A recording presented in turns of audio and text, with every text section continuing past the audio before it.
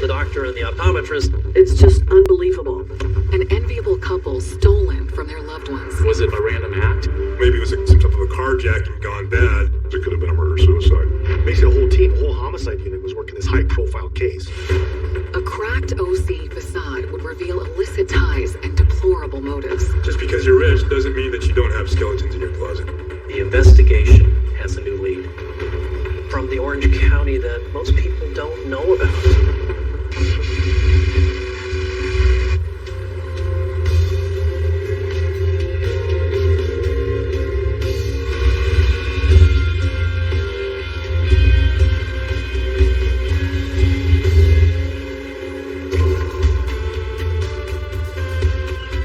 The Orange County that people envy is Southern Orange County. The houses are new, the cars are new, the body parts are new. Everything here is new. Ken and Carolyn Stahl were the quintessential OC power couple, living their best life on the sparkling shores of Huntington Beach. This was a case about the haves and have-nots with disastrous and tragic results. The desire to be so perfect creates enormous stress, enormous pressures, and for some people, they just snap. Of the 9 girls in my class from Southern College of Optometry, there was one from Michigan, and that was Carolyn Oppie. There had been stories that she'd been a former beauty pageant person. She was beautiful. Everybody wanted to be around Carolyn. She lit up every room she was ever in. She's another transplant to Orange County, an optometrist, very smart, well-educated. She and Ken met, and she really liked him because he was fit, he took care of himself, he was an anesthesiologist. I never had a friend like Ken, like, a doctor or anything like that. Most of my friends are from the street. But with him, he was just like talking to one of my buddies. So we would go work out together. For a guy his age, he was in great shape. Carolyn had found her match in Ken, and together they built a wave-kissed lifestyle to envy. They both looked like they were having a really good connection and a good relationship. And I was like, you know what? Like, I wish I had something like that, like the way they are.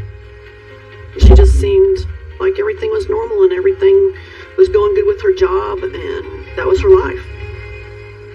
Everybody thought Ken and Carolyn were the perfect Orange County couple. And then things changed.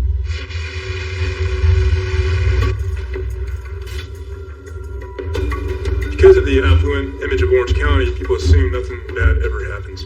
But behind the scenes, just because you're rich doesn't mean that you don't have skeletons in your closet. And some individuals out here in South Orange County can have that sense that they may be above the law.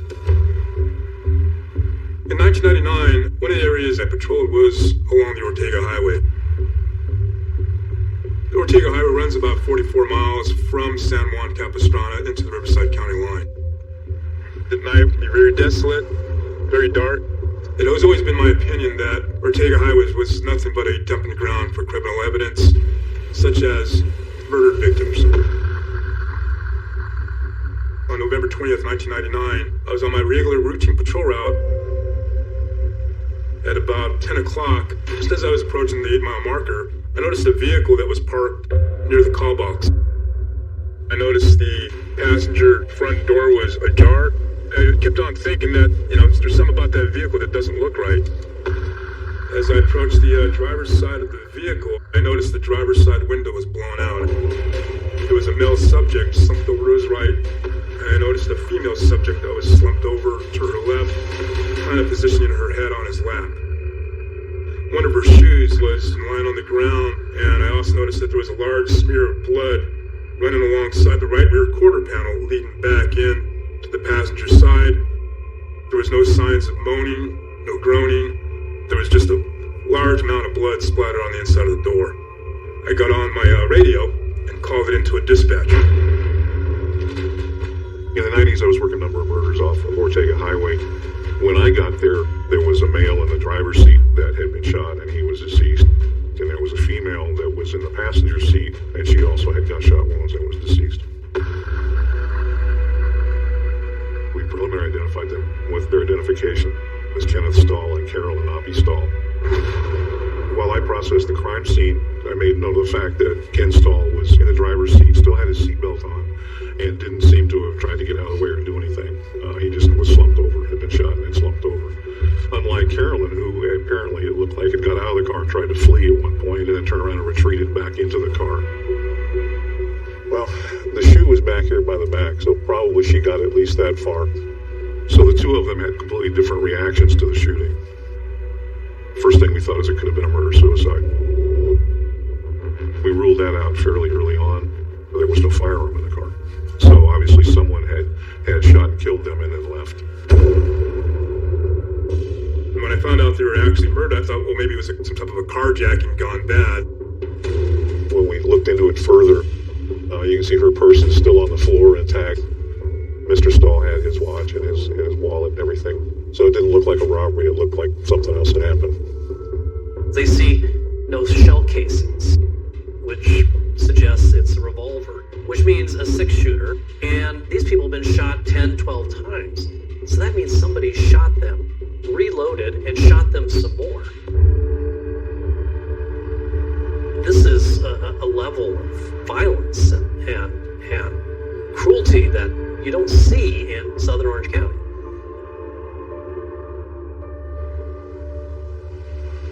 The Stahl's desirable Orange County dream life was cut cruelly short, leaving only fragments of grief and helplessness for their loved ones to grasp.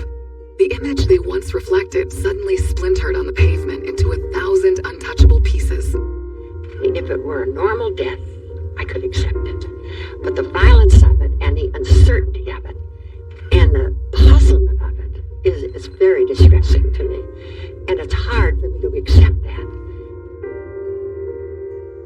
I miss her not still being around. I just remember how kind she was.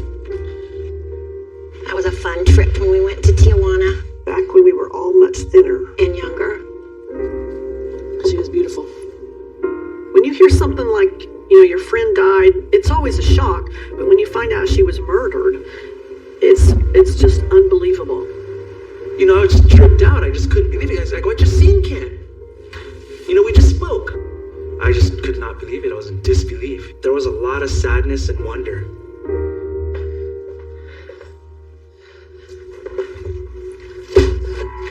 The crime scene photos, they're still hard to look at. You wouldn't be human if they were, but it shows you that these are human beings who really died and who really suffered. If a wife is killed, you can look at the husband. If the husband's killed, you can look at the wife. But why are they both killed? Who would want to kill the doctor and the optometrist and leave all their money and jewelry behind in their car? It just made absolutely no sense. The reality is, in the beginning, it was a cluster. Everybody was chasing the story. I think people were a little on edge. Because of the location and the lack of physical evidence or eyewitnesses, they had to start from ground zero with the strongest piece of evidence in many cases we have, which is motive. But what could possibly motivate such a horrific act against this model OC couple? Perhaps that perfection was only on the surface, and a deeper look would reveal dark secrets hidden beneath. There was no inkling on my end at all that there was anything between her and Ken that was bad. I had no clue. As we looked into Ken's background and what Ken was doing, and we talked to their friends and people that worked with them, and one of the things that we came up with was that he was possibly having an affair. This wasn't the only girlfriend that he had, wasn't the only affair that he had through the years. Maybe Ken was not really Ken. It wasn't the Ken that I knew. It turns out that Ken and Carolyn keep this very, very typical Orange County veneer of sunshine and happiness over a very, very troubled marriage. Detectives dug into the Stahls. They found that Ken was living a double life. Some people live by appearance only in South Orange County, keeping up with the Joneses. I was associated with the gang. I'm not part of that anymore. Why is he asking you this? He wasn't sure that any of this was serious until he read in the paper that they were killed.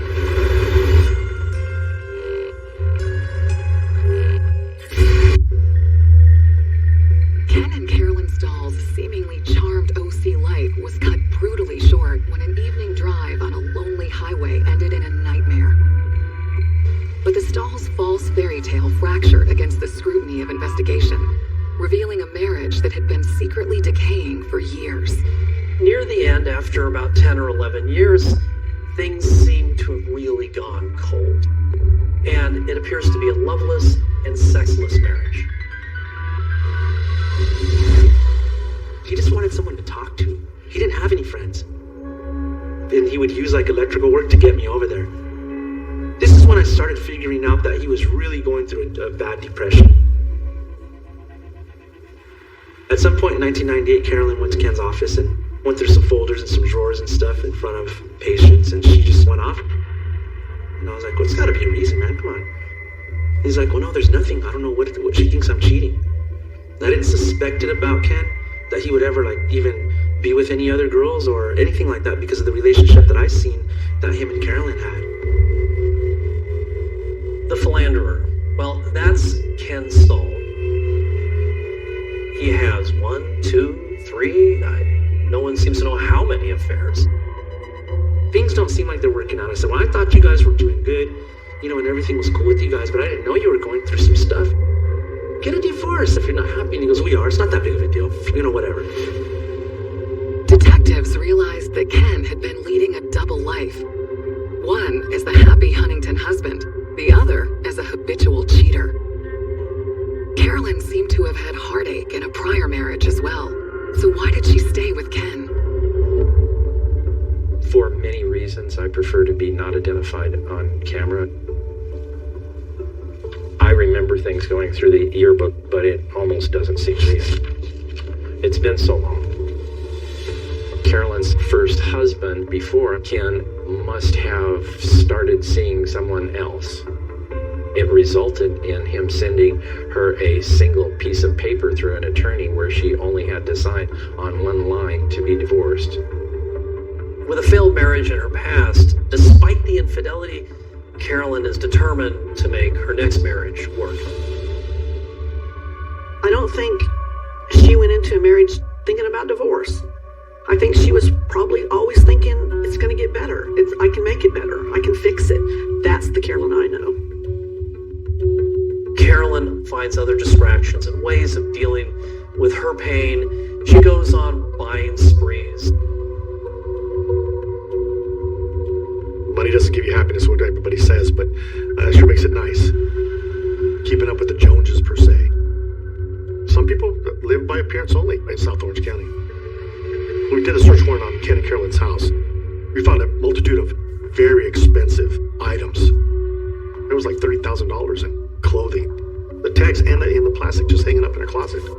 Carolyn would buy herself beautiful gifts for Christmas, birthdays, Valentine's, and she would tell her friends that they were all from Ken, when in fact they weren't. And it was just Carolyn keeping up persona that her life was great, and keeping up with the affluent people in South Orange County.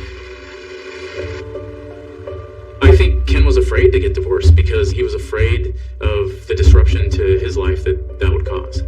Even though people knew about Ken's philandering, he still had a lot of freedom to do what he wanted. Had Ken's womanizing ways finally caught up with him and given someone a motive for murder? Most times, if an affair is going to be a motive for a murder, it's going to be something current. So we were out trying to track down any current girlfriends he had, maybe put some perspective into why he was in the middle of nowhere on the Ortega Highway that night. The investigation followed a path as dark and winding as the Ortega Highway itself, as detectives tried to shine some light on who was behind the midnight murders and the hidden life of Ken Stahl. I was sitting at my desk and I got a phone call incoming from Richard Anaya. Towards the end of 1998, he called me over.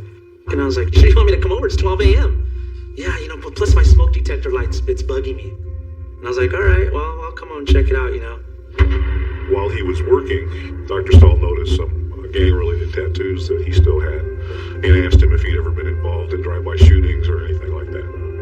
And I said I was associated with the gang way back in the day. I'm not part of that anymore. And he was like, oh, okay, so now what? And he goes, well, no, just bear with me. He's like, I just need someone to talk to. And then finally asked me if I knew anybody that would kill his wife. And if I did, he would give me $75,000. And I kind of tripped out about that. I was thinking, why is he asking me this? But he said it in a joking way. Why is he joking about this? Never would I think that he would ever even think of that. And I was like, man, Ken, I said, I don't know what it is you're doing, but you need to stop, man. Richard and I wasn't sure that any of this was serious until he read in the paper that they were killed. Now at least we had an idea that he was soliciting someone to kill his wife in the past. So it started looking more and more like this was in fact a murder for hire scenario.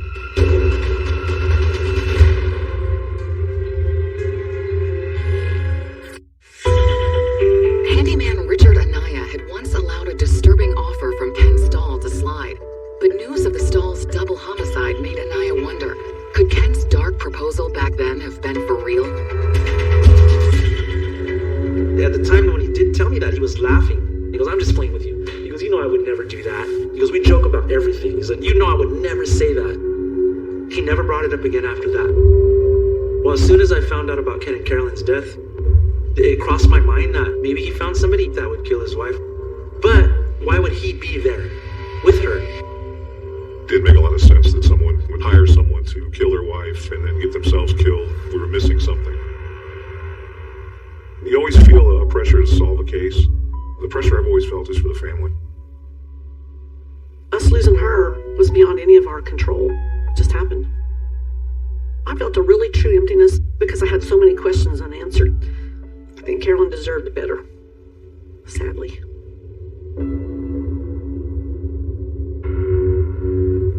You're really doing investigations for the family as much as justice for the victim. We didn't go home for several days. We were continually chasing leads because there's really nothing I can say to make it any better. We can at least try to tell them what happened. The detectives were working around the clock, but at this point in the investigation, there wasn't close to enough to explain a murder for hire. And so detectives looked deeper into their lives. At the crime scene, one of the things we collected was Ken's cell phone. And it had a call record of calls that were received and calls that were made the day of the murder. And a number of the calls were to and from a woman by the name of Adriana Vasco. When I talked to Adriana, she seemed to be upset at the news. She told me that she was a receptionist and that she worked for Ken Stahl at his pain management clinic. Nothing more than a friend that she just had a platonic relationship with the doctor. Adriana Vasco is from the Orange County that most people don't know about. She comes from the grittier, working class Orange County. She said at the time they were talking about a computer that she was having repaired. Ken was helping her out with the money for this computer repair. She said that she had no idea where they were going that night other than that Ken had told her he was taking Carolyn out for her birthday. And we just thought that was nonsense. My gut was telling me she was being deceptive. So we decided we needed to sit down and talk to her. We just showed up at her work. She was startled at first, but she agreed to talk to us, so we transported her up to one of our substations. She continually said that the only communication was about the computers. She would not tell us anything really. We gotta really start digging. And we started pushing a little harder on her. And then we went into their relationship. And she finally admitted that they were having an affair. In a place like Orange County, the only thing deeper than the ocean are the pockets of the privileged. It turned out that Ken Stahl wasn't the only man that Adriana Vasco was dating during the months leading up to his tragic demise. Back in 1999, I was a very different person. I was going through a divorce, so I wanted what I didn't have. I wanted a bad girl. And I met Adriana Vasco in the summer of 1999. Adriana was quite the femme fatale. She hung out with seedy characters and was kind of a seductress. What I believe that Adriana was looking for was somebody who was extremely wealthy, where she'd never have to work, so she can have the finer things in life. My take on Adriana is she's got a lot of street smarts and she's a master manipulator. One of her gifts is making her way through life using people, particularly men. Ken was just another in a long line of people. Detectives wondered if Adriana saw Ken Stahl as a golden ticket to the charmed life of a South Orange County princess. During my relationship with Adriana, I believe she was good friends with her ex-boyfriend, Dr. Stahl. She thought that he was actually going to divorce his wife and marry her. I don't know what world she was living in. That's a fairy tale life. Adriana's like, look, why don't you leave your wife and be with me all the time? And Ken won't do it. And this creates a lot of anxiety and a lot of hurt for Adriana. Adriana wanted Carolyn taken out of the picture. Once Adriana fessed up to her affair with Ken Stahl, a possible motive was right there in plain sight. Her insatiable thirst for a taste of the Orange County good life. And detectives knew she'd been in touch with Ken on the day of the murder. Everything we did circled back to Adriana. What we believe is she wanted to take Carolyn's spot. And we felt that she was the key. All of a sudden, the investigation has a new lead.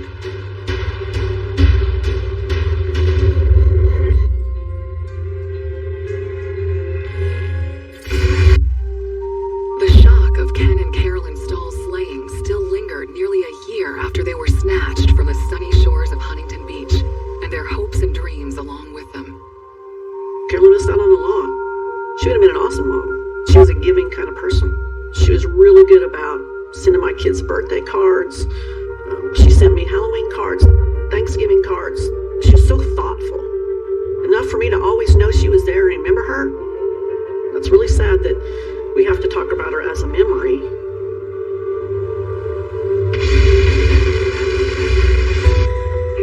Although the case had been open for nearly a year, detectives were now closing in on Adriana Vasco as they continued to interview her. She was quick to play victim, crying to the cops over the loss of her lover boy and his wife. But detectives pried her to come clean about the layers she had not yet chosen to reveal. Adriana told us she was having an affair with Ken Stahl, but it came to an end because he wouldn't divorce his wife. And then we found out that she was now with a guy named Greg Stewart. Adriana moves on sexually. She stops having a physical relationship with Ken, but they remain close friends and confidants, and Ken remains her sugar daddy. For a 5-year period, he was basically providing everything for her. Money for rent, money for food, bought her 2 cars. He was constantly taking care of her. And Greg was okay with it. It becomes almost creepy. Adriana moves on to another guy, yet Ken keeps coming over. It's like this weird threesome.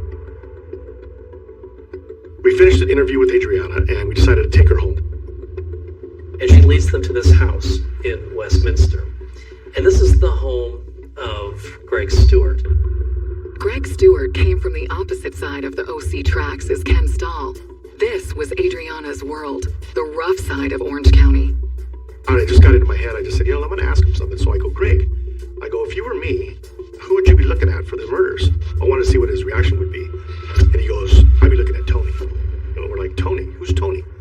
So he goes, Tony's Adriana's boyfriend. He was a maintenance guy at the apartment she was living up in Anaheim. And basically the whole team, the whole homicide unit was working this case. And nobody had heard about Tony. From that point on, it completely turned. Police also run Adriana's criminal record, find out she had a traffic stop, a DUI or something, and the passenger is Tony Satin. We sent a couple of investigators over to the apartment to try to find out who Tony was. They ended up making contact with the manager. He's a handyman. He blows into town from North Carolina, talking about how he's killed people and, building himself up as this real bad guy. We ended up pulling phone records from the home where Adriana was staying. And we learned that the very first day we interviewed her, she made about 5 or 6 phone calls to Greenville, North Carolina. So now we're thinking, okay, Greenville, North Carolina, maybe it's Tony. So we take that photograph that we have and we fax it to the Pitt County Sheriff's Department. The bulletin arrives, lands on the desk at a station house in North Carolina. Deputy comes in for work. He sees the picture and he recognizes Tony Satin as somebody he knows as Dennis Godley. Dennis Earl Godley clearly had something to hide by using the alias Tony Satin. This was the mark of a career criminal. Dennis Earl Godley was a very bad guy. Weapons possessions, narcotics possessions, robberies, larcenies. He was in custody in Virginia for a robbery that he'd done at a convenience store. At this point, we thought this could be the individual that killed the Stalls. We decided to talk to Adriana again, see what she had to say. The suspected love triangle was made more sinister with the inclusion of Tony Satin, aka Dennis Godley. This looked like a recipe for murder, and Adriana was at least aware of the plan, if not the mastermind herself. Either way, it was time to crack open this case. Adriana agreed to have a computer voice stress analyzer test. It's a basic form of a lie detector, or somebody being deceptive. She did fairly well with the most of it, but there was one question that she showed an influx of anxiety. Did you know someone was going to kill Ken or Caroline? But that was deceptive because her voice went off the charts. And that's when my partner Brian said, "Tell us about Tony Satin." And her face went completely white. And her eyes, you could tell we hit a nerve. There's something there. And she started crying. And then when she started crying, we couldn't get anything else out of her. It was like a coping mechanism that she has when she's under stress to kind of withdraw. We could tell we weren't getting anywhere with her. We had to make a judgment call. So we decided to arrest her. We decided to arrest her for the traffic violation warrants that she had out of LA County. While Adriana is locked up on these traffic warrants, the cops are now scrambling to build the case. That's when my partner and I, we flew to Virginia. It's time. Let's go speak to Dennis Earl Godley. Unless the prosecutors could come up with some new evidence, she was going to walk free. My kids, I would have been okay. My kids would have been okay and I wouldn't be here. The case is in jeopardy of collapsing.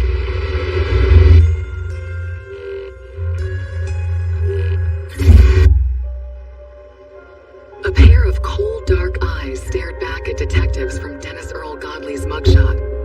Were those eyes the last to see poor Carolyn Stahl crumble and die beside her husband, Ken? And had Ken's philandering brought this awful end upon them? Had Godley killed them in a fit of jealousy? Detectives knew it was time to make Godley talk. Me and my partner, we flew out to the jail in Virginia, and we sit down with Dennis Earl Godley. This is a really cold character, and the detectives look at him and he's just got dead eyes. It was kind of like a chess match. But he was kind of wanting to know what we knew as much as we were trying to find out what he knew. But he made a lot of admissions. He admitted that he was in California at the time of the murders. He admitted that he had had a relationship with Adriana Vasco. He admitted that he had met Ken Stahl. A lot of admissions, but no confessions. But one thing that was strange, right at the end of the interview, Godley says, "If I was to admit that I did this, could you not put me to death?"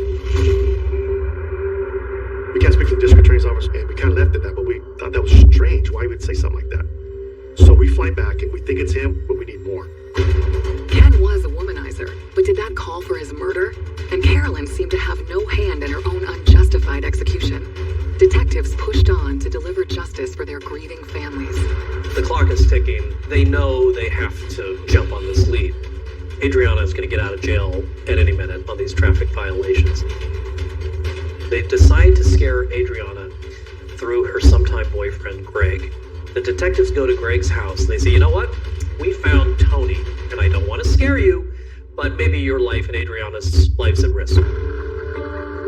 And one day, we get a phone call. I pick it up. It's a collect call from LA County Jail, and it's Adriana on the other line. She wanted to talk. So we drive to LA County Jail, and we interview her. Finally, Adriana cracked. With no one left to manipulate and no way of knowing whether Godley had already implicated her, Adriana's only possible way out was to tell cops her side of the story. Adriana's very apologetic. She's trying to do the right thing. Now, at this point, she laid everything out. She told us everything. The truth was the most depraved explanation possible. A nightmarish reality that detectives had considered, but hoped wasn't the Stahl's true fate. Ken wanted his wife killed. Adriana says that he would hound her over and over and over and over and over for years. Dr. Stahl had inartfully, inconsistent with him having no street smarts, clumsily approached people and asked them if they would do a hit for him. He even asked her to kill his wife. She refused. So Adriana introduces Ken and Godley. They met at a parking lot in Huntington Beach. Ken hands Adriana an envelope full of cash, $20,000 or $30,000, and Adriana hands it to Dennis. The plan is now set in motion. So the night of November 20th, 1999, Dennis Godley shows up at Adriana's apartment. He says, "Let's go. We got a job to do." Ken takes his wife out for her 44th birthday dinner to a Mexican restaurant in San Juan Capistrano. Adriana and Godley, they park at a gas station that's just right off the 5 freeway and the Ortega Highway, and the plan is to wait for Ken to come by with Carolyn in their car. As soon as Ken and Carolyn drive by, they pull out behind them. They follow up the Ortega Highway.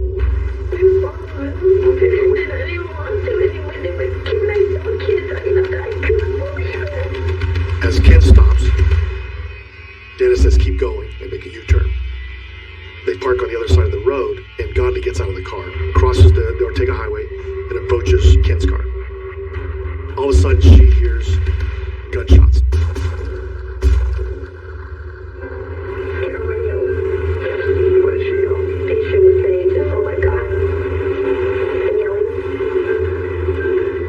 One of the most shocking and disturbing things Adriana said was that Carolyn was still alive after Dennis had unloaded his weapon. Carolyn was able to exit the car, horrified probably, because she's just been shot for some unknown subject on the middle of the Ortega Highway. We think that maybe Godley pushed her down, and she crawled back in the car. Then Godley walked up, executed Carolyn, shot her in the back of the head. Tony gets back in the car with Adriana, and he tells her, "Well, I killed them."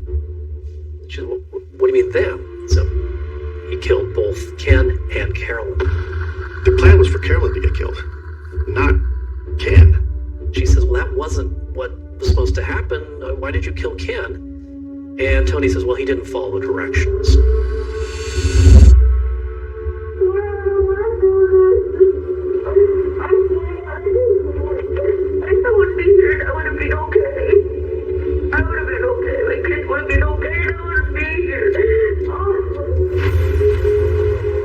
Our theory is Godley's a savvy criminal. He knows that if he allows Ken to live, there's a potential witness right there. He's not going to leave a witness alive. Godley's calculation is this guy's not going to hold his mud. He's going to crack. And the guy's stupid enough to have paid him most of the money before the murders. Ken got shot in the face and in the shoulder. He was mortally wounded pretty much instantly. I think he just saw the gun, probably heard the sound, and then that was it. Ken Stahl was the master manipulator all along. His solicitation of Richard Anaya held just a glimpse into the conspiracy he had fostered for years. Was he the guy that I thought he was? Or was he just being nice to me because he was going to ask me to take care of Carolyn? Later on, Godley forced Adriana to go with him down to Huntington Beach Pier. He dropped the gun in the ocean there. With Adriana's confession, detectives now finally have enough evidence to arrest Dennis Godley, aka Tony Satin, and Adriana Bosco for the murders of Ken and Carolyn Stahl. She gets transported back to Orange County to await trial. Well, the defense filed a motion to suppress our interview with Adriana. Adriana's lawyer says it was coerced and that her Miranda rights were violated, that she had indicated she wanted a lawyer and she never got a lawyer. This is the linchpin of the prosecution's case.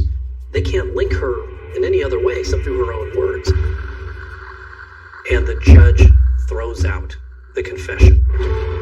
So now the prosecution doesn't have a statement where she puts herself in the middle of it. And unless the prosecutors could come up with some new evidence, she was going to walk free the next day, as I recall. At this point, the case is in jeopardy of collapsing.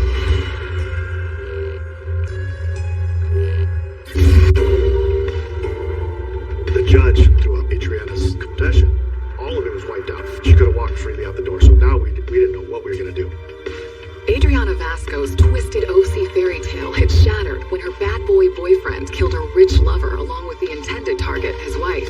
But would the judge's ruling give the guilty wannabe princess a way out? Not all is lost. For prosecutors, they have a backup. On January 2nd, 2001, I got a jailhouse interview with Adriana Vasco. Getting suspects to talk to you in a double homicide case, it just didn't happen. I can't say what was inside of her head when she talked to me. Maybe she thought she could, if she put this side of the story out, it would make everything go away. I don't know. Adriana has no idea that the Orange County Register jailhouse interview is going to come back and haunt her. She provided a lot of detail about the murders. Adriana told me that Godley was jacked up and that he was threatening her. She said she tried to stop it. She said, she covered her eyes. She didn't pull the trigger, but she put herself at the scene when her boyfriend, Dennis Godley, gunned the couple down. And she's smart, but she's not smart enough to know that even though she paints herself as an innocent lambykins that got forced into this by Godley, putting herself there in the middle of it is a really critical piece of evidence. That wasn't all the prosecution dug up on Adriana. Her ex-boyfriend, Scott Kasoff, revealed another slip of the tongue. She told me that she was involved with the shooting. Dr. Stahl, Adriana, and Tony got together, formulated that Tony was going to kill her, and she wanted to be there to witness it to make sure that it happened. The following day, I went to the sheriff's department, and I reported all the information, and after that, I was requested to testify in open court. So now they have Adriana's internet lover who can also back up what she said to the newspaper. So, 2 secondhand confessions.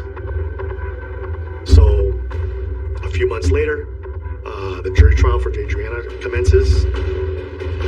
Adriana and her lawyer have to roll the dice, and they have to rely on sympathy for Adriana, and that means she has to take the stand. And one of the challenges in this case is you're trying a female defendant for a double murder that didn't pull the trigger, that's a mother of 2. She was up there and she cried for 3 hours. I know there is not anything that I can do to bring them back, and I wish there was. Forgive me, please. The jury did not sympathize with Adriana Bosco. She is convicted of double murder and sentenced to life in prison without the possibility of parole. Miss Vasco, of course, didn't take it so well. There was, a flood of tears. She wanted to take Carolyn's place, and now she's in prison for the rest of her life.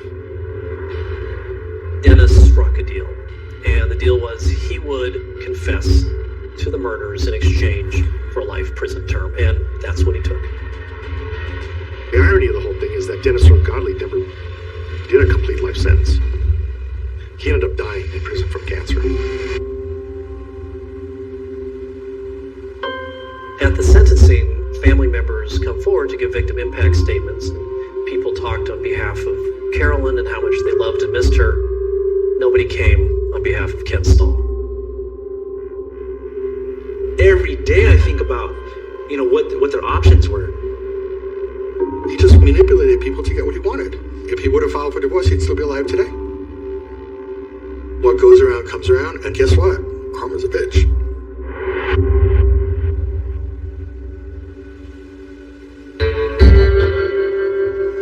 Beneath the facade of palm trees and ocean spray in South Orange County, privileged playboys may hide dangerous motives, but trying to get away with murder might just put you on the wrong end of a gun on a dark and twisting highway.